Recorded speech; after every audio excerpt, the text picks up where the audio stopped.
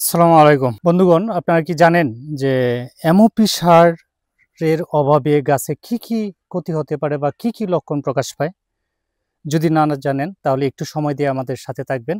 আমরা এমওপি সারের অভাবে আমাদের ফসলের জমিতে কি কি লক্ষণ প্রকাশ পায় সেগুলি আপনাদেরকে বলার চেষ্টা করব। এমওপি সার মূলত মিউরিয়েট অফ পটাশ, যেটা যে সারকে আমাদের কৃষকরা অনেক সময় লাল সার হিসেবেও বলে থাকে। লাল সারের আকৃতিটা মূলত লবণের দানার মতো লাল, অনেক সময় বিট লবণের মতো আমরা মনে করতে পারি। এই এমওপি সারের অভাবে গাছে প্রথমত পাতায় হলদে থেকে গাঢ় বাদামি কালার ধারণ করে। বিশেষ করে আমরা একটা বিষয় জানি যে গাছ কথা বলতে পারে না, তার খাদ্যের বিভিন্ন ঘাটতি বা বিভিন্ন রোগের লক্ষণগুলো তার পাতা বা বিভিন্ন অঙ্গের মাধ্যমে প্রকাশ করে থাকে। আমাদের কৃষকরা সেই লক্ষণগুলি দেখেই ফসলের জমিতে সার প্রয়োগ করে থাকে বা কীটনাশক বা বিষ অন্যান্য রোগের ঔষধগুলি প্রয়োগ করে থাকে।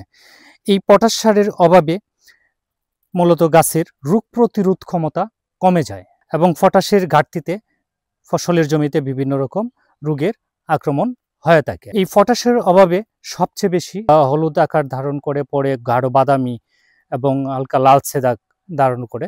সেরকম একটি রোগ পাতায় ব্লাস্ট ধানের, সেই রোগটাও অনেকটা পটাশ সারের ঘাটতির মতোই প্রকাশ পায়।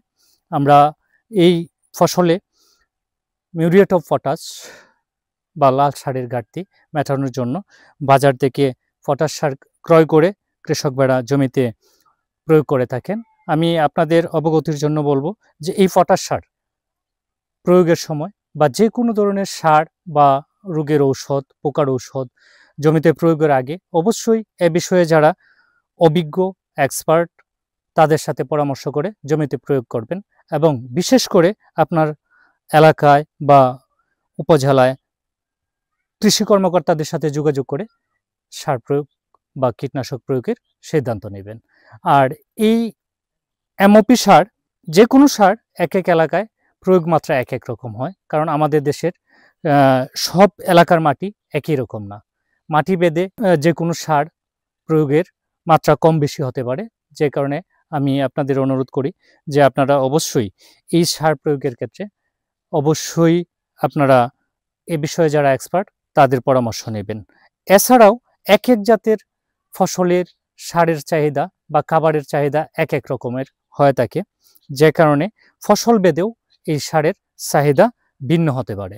আমি আপনাদের অনুরোধ করব এই যে সার প্রয়োগের ক্ষেত্রে অবশ্যই সে বিষয়গুলি বিবেচনায় রাখবেন এবং আপনাদের সাথে পরবর্তীতে আরও নতুন কোনো ভিডিও নিয়ে বা নতুন কোনো প্রযুক্তি নিয়ে আপনাদের সাথে কথা বলবো।